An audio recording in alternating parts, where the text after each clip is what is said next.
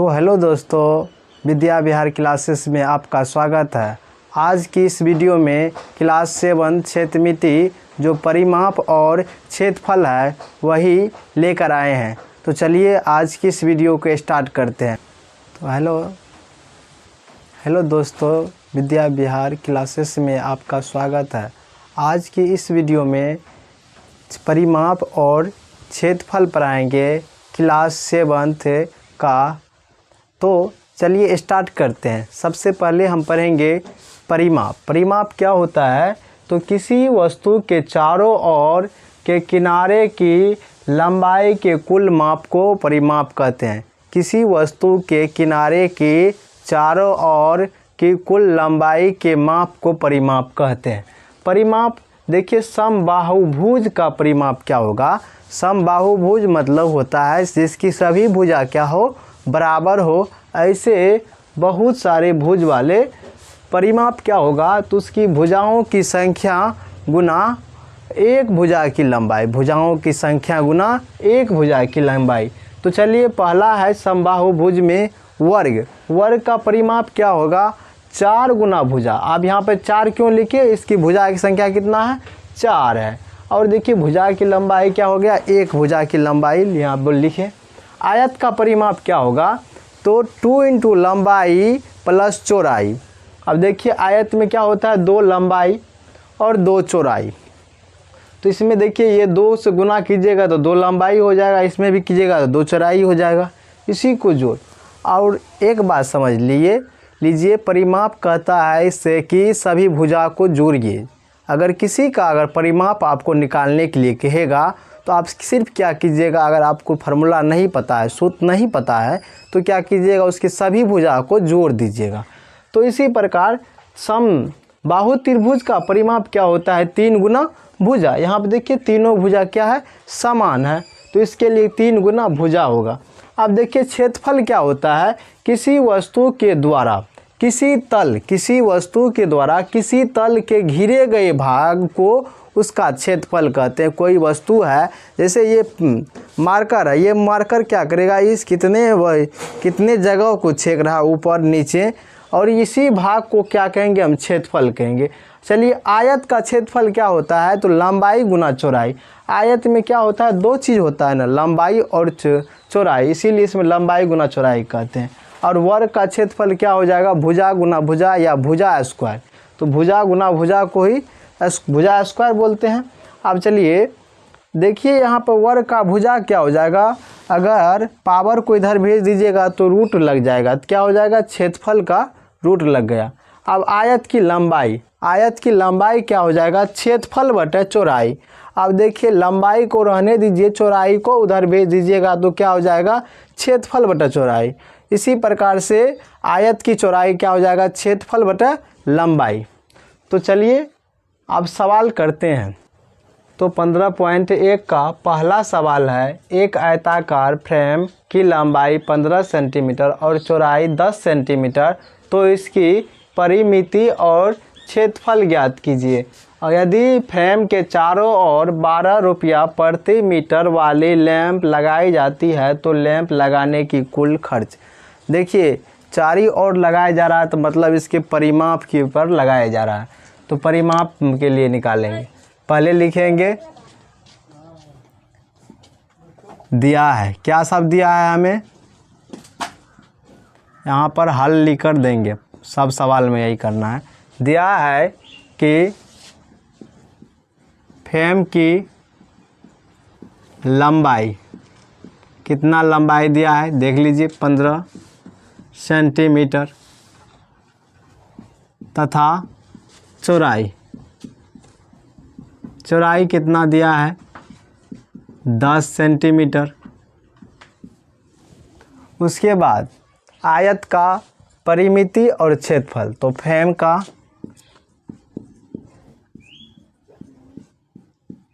परिमिति,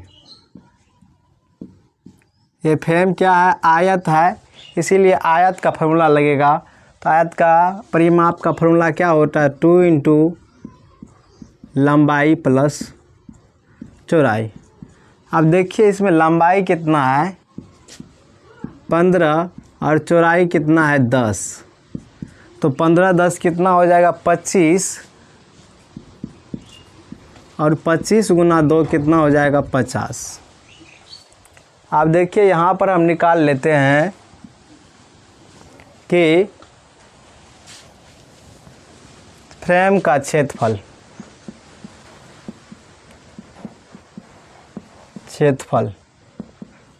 frame का क्षेत्रफल क्या हो जाएगा, लंबाई गुना चौड़ाई।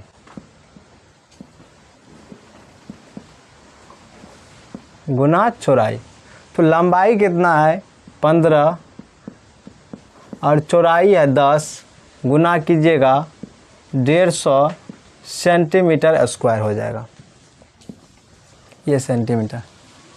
तो देखिए उसके बाद कर रहा है फ्रेम के चारों ओर, तो फ्रेम के चारों मतलब परिमाप, पूरे परिमाप में लगाएगा। तो देखिए कितना परिमाप है, तो 50 सेंटीमीटर, ये मीटर में मैंने बोल रहा है प्रति मीटर वाले, तो इसको क्या करेंगे सेंटीमीटर को मीटर में बदलेंगे या मीटर को सेंटीमीटर में बदलेंगे। तो देखिए इसको अगर मीटर में बदलते हैं तो क्या होता है 100 सेंटीमीटर बराबर 1 मीटर होता है, इसलिए 1 सेंटीमीटर बराबर कितना हो जाएगा 1/100 मीटर। तो 50 मतलब 1/2, 50 सेंटीमीटर बराबर 1/2 मीटर, या आप कहें तो 0.5 मीटर, मतलब आधा मीटर। कह रहा है कि 1 मीटर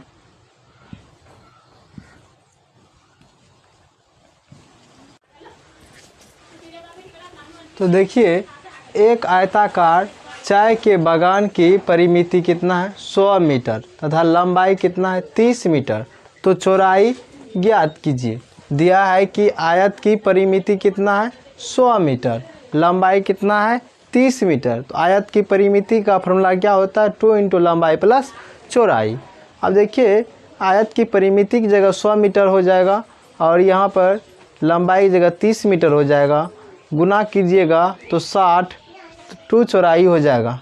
ये प्लस में इधर चले आएगा तो माइनस में घटकर 40 हो जाएगा और यहाँ पर 2 चौड़ाई हो जाएगा। 2 गुना में है इधर भेज दीजिएगा तो भागा में यह कट जाएगा 20, चौड़ाई कितना निकल आएगा 20 निकल आएगा। 3 एक वर्गाकार मैदान का क्षेत्रफल 144 वर्ग मीटर है, तो इस मैदान की परिमिति ज्ञात करना है। देखिए पहले लिखेंगे वर्ग का क्षेत्रफल, तो वर्ग का क्षेत्रफल क्या होता है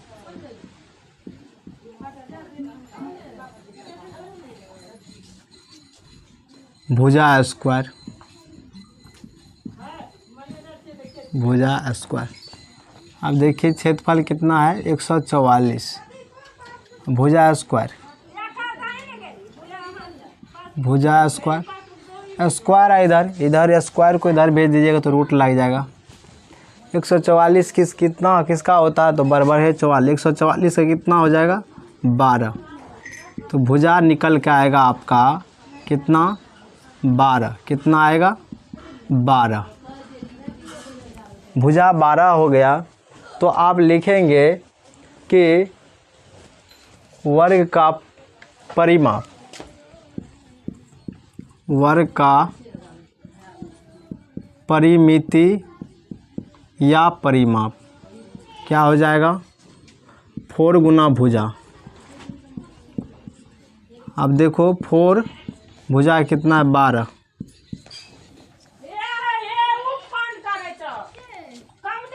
वर्षों के 48।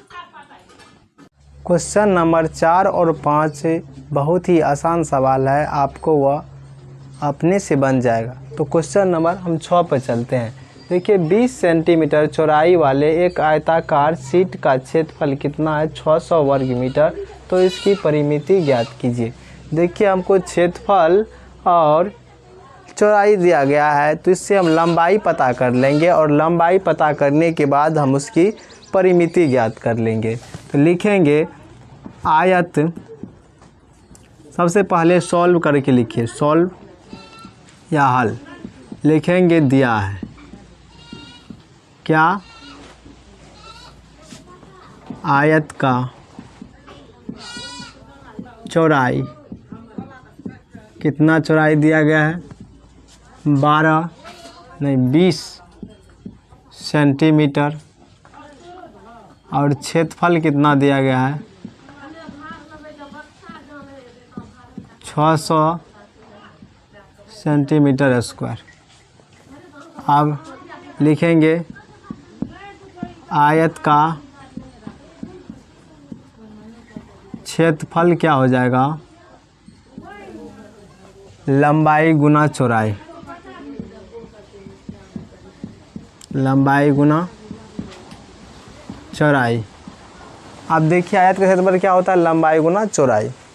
अब देखिए हमको क्या क्या पता है, क्षेत्रफल पता है कितना है 600, लंबाई नहीं पता है तो लंबाई ही लिए रहने देंगे, चौड़ाई पता है कितना है 20। अब देखिए 20 गुना में उधर भेज देंगे, क्या हो जाएगा भागा में, तो 600/20 बराबर लंबाई, काटिए तो 20 तिया 60, 30 आ जाएगा। तो लंबाई आपका कितना आ गया यहाँ से 30 सेंटीमीटर। अब लिखेंगे आयत का परिमाप, क्या लिखेंगे, आयत का परिमाप या परिमिति क्या होता है, 2 इंटू लंबाई प्लस चौड़ाई। अब देखिए लंबाई कितना है 30, चौड़ाई कितना है 20, तो कितना हो जाएगा 30×20 50, और देखिए 50 में 2 से गुना कीजिए कितना हो जाएगा 100 सेंटीमीटर। इसका परिमाप भी कितना हो जाएगा 100 सेंटीमीटर। तो देखिए क्वेश्चन नंबर 7 कह रहा है 6 मीटर और 4 मीटर माप वाली एक दीवार में 3 मीटर और 2 मीटर माप वाली एक दरवाज़ा का एक चौखट लगाया जाना है। यदि 1 वर्ग मीटर दीवार पर पेंट करने का खर्च 3 रुपया 50 पैसा हो तो पूरी दीवार पर पेंट करने का खर्च क्या होगा, ज्ञात करना है। तो देखिए पहले लिखेंगे दीवार का क्षेत्रफल,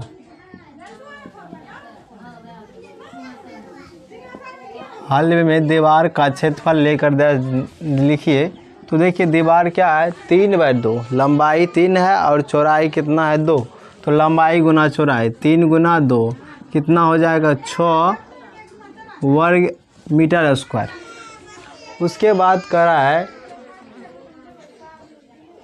ये जो निकला ये दरवाज़ा का है, एक दीवार में इतना मीटर का एक दरवाज़ा, ये किसका फॉर्मूला हो गया दरवाजे।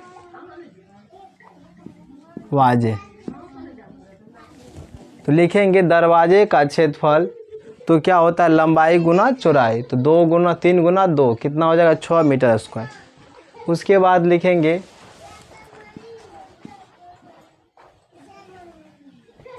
दरवाजे सहित दीवार का क्षेत्रफल, दरवाजे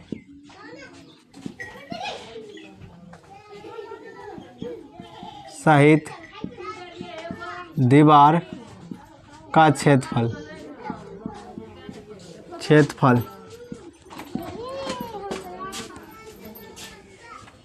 कितना होगा, तो देखिए 6 मीटर और 4 मीटर, तो 6 गुना 4 कितना हो, 6 चौके 24 मीटर स्क्वायर हो जाएगा।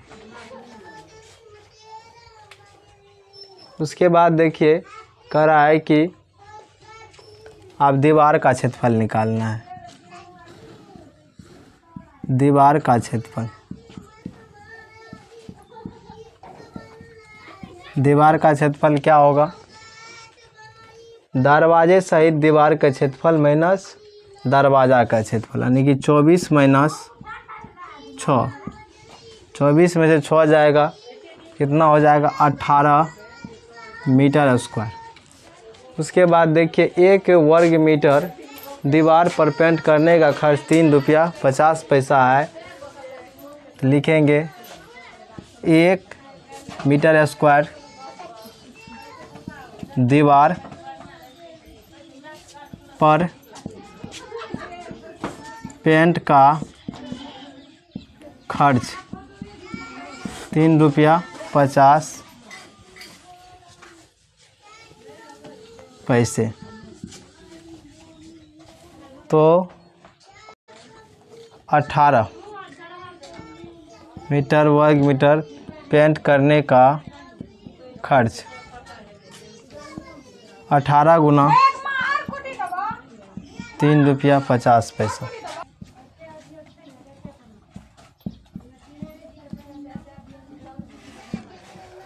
देखिएगा गुना करके निकलेगा 63 रुपया। कितना निकलेगा 63 रुपया। आपका आंसर हो गया 63।